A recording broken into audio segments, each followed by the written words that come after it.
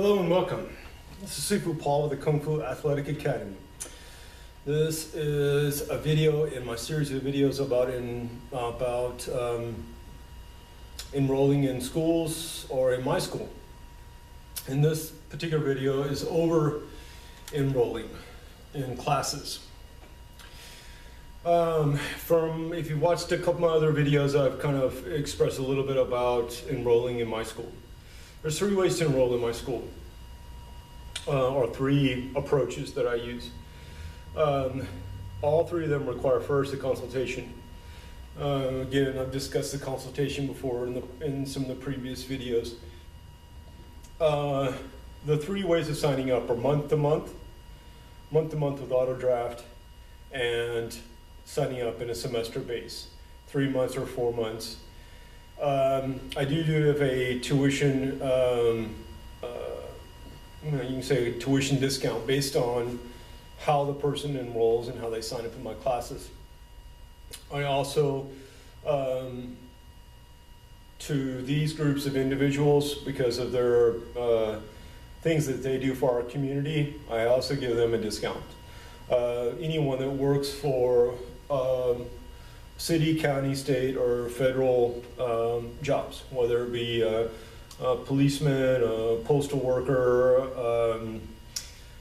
someone that works as a nurse, a doctor, somebody who works for parks, for the city parks. It doesn't matter. Those people contribute a lot to our community. Also, people that work for not-for-profit organizations. Also, and the people that work for the city or the county, that would also include school teachers and the people that work at the school. If you work in the serving the lunches, making the lunches for the kids, all of those jobs are community-based stuff. If you're with the Boy Scouts or Girl Scouts or with some other type of activity like that, I give tuition discounts to those people. Things that I do not do, which are they are sales and marketing type things that I don't do. I don't give away free uniforms when you sign up. I don't have a 6-week free uniform, give it a try for 99 bucks. I just don't do that stuff. I'm here to educate people and teach people. Through the consultation that I provide for people and the one introductory class so that they can be part of the class, I think they should be able to make an intelligent decision at that point if they want to take classes or not. Again, with the enrollment stuff, I do not do registration fees. I do not do processing fees.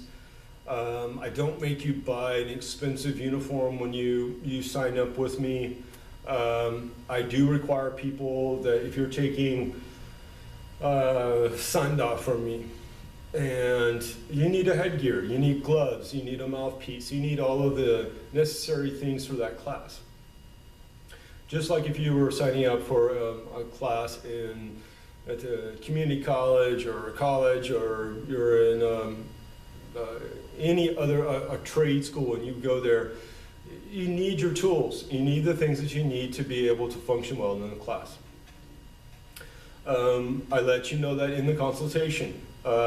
Most of the items you should be able to purchase yourself through Amazon or eBay. I can point out places for you. I try not to purchase items for people and do retail if I can keep from it. Some things are hard to get, and so I will get those things for people, but those things are small. I don't do anything where 2 weeks free or something like that. Give it, to come in and give it a try. I really don't think that that's necessary. Some people that teach do, and it's just not my approach. Again, you don't go to trade school or to junior college or to college and go, you know what, I'm going to try this class for 2 weeks. Sure, you can opt out of a class after a couple of weeks, but you pay for it up front. You go in, you take the class, you buy the books, you buy the supplies you need, and take the class. It may not fit, it may not work out for your schedule, but that's a different story. But to go in and try it and not purchase any of the protective equipment or things that you need to make the class work well for you, I don't think that is the right approach. At the same time, giving away a free uniform or giving away, I don't know, whatever for you to get you in there, or you know, some people use this stuff like this. They get you in for the 6-week trial, and then the entire time that you're in there, they are every class. They are, you know, they're kind of pushing you about signing up. Well, that really takes away from the whole idea of it, right? It goes both ways. You should be able to make a decision pretty soon if you want to take the classes, and to the teacher, he or she, they should be able to offer you the class without just giving you the hard sell. So that's my take on that. And again, I don't, just in a nutshell, I don't do registration fees, I don't do processing fees, I don't do contracts or third-party billing contracts. I sign people up one of 3 ways: either auto pay, month to month, or semester base. If you are on an auto pay with me, you give me a 30-day notice, and I would really like for anyone that's going to stop coming to class to give me at least a 30-day notice, so let me know that they're not going to be coming to class. Again, my class sizes are limited, they're smaller, and I may have somebody that wants to come into that class, but I don't have the space for them, and someone just stop attending without, you know, letting me know that potentially lost an opportunity for someone else to come to the classes. So I hope that makes sense, and that's the business side of it, and the part that I like the least, being a instructor, and but it is the only way that I can keep a school open, and it's the only way that I can pay my bills, is to be able to collect funds and to be able to process them accordingly. So, and that goes for any other instructor. You know, those that they have another job and they teach on the side, or they teach from a rec center, or they teach informal classes at the college, or they teach from their home. They don't have those same pressures as someone that actually has a school. So, you know, I respect anybody that takes the risk to open a school and to put their effort into it.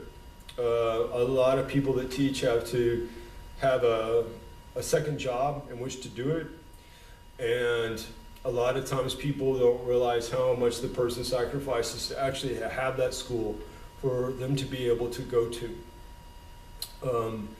And that goes for any instructor across the board, whether they're doing Kung Fu like I do, or they're doing karate or Taekwondo or whatever the classes may be. You know, I highly respect them based on the fact that they do take that risk of opening up that school or having that standalone building that they're putting themselves into.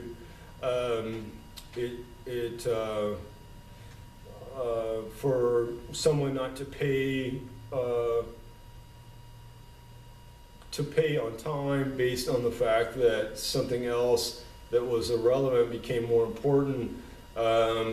Sometimes they don't realize how much well, I'm one of X amount of students that come here, so you know, I can pay a little bit late, it's not a big deal. But it really is a big deal to the teachers on a lot of levels. It's a responsibility, and it shows your character when you pay your classes on time. And if you can't, most teachers that don't do contracts or third-party billing, they'll work with you, but you have to talk to them. You have to tell them what's going on in your life. At least give them enough information to let them know that you appreciate what they're doing, that you just can't afford to pay them on the 3rd, and you can pay them on the 7th. They'll appreciate that. So again, whether you take classes from me or you take classes from somebody else and you end up enrolling with them, whether it be here in the Dallas area or it's somewhere else, just keep those things in mind when you're signing up for classes. And the other big important thing is watch out for, especially if you're new to martial arts, or if you try something once at a rec center or like a short informal class or something, when you're enrolling and there's a contract involved, or there's an agreement involved, or there's third-party billing involved, be sure you read everything very clearly and detailed. And ask the right questions. If you do it for 3 months or 6 months, what's involved in you getting out of that contract or that third-party billing? And see if it's written down in there or if it's on something else. I would want to ensure that if the teacher says to you, well, all you gotta do is just tell me you want to quit, but it doesn't say that anywhere in the contract or the third-party billing contract, I would want that written down on paper, just to cover yourself. So anyway, I hope you liked the video. It's maybe a little bit longer than what I wanted it to be, but I hope you got something out of it. Thank you.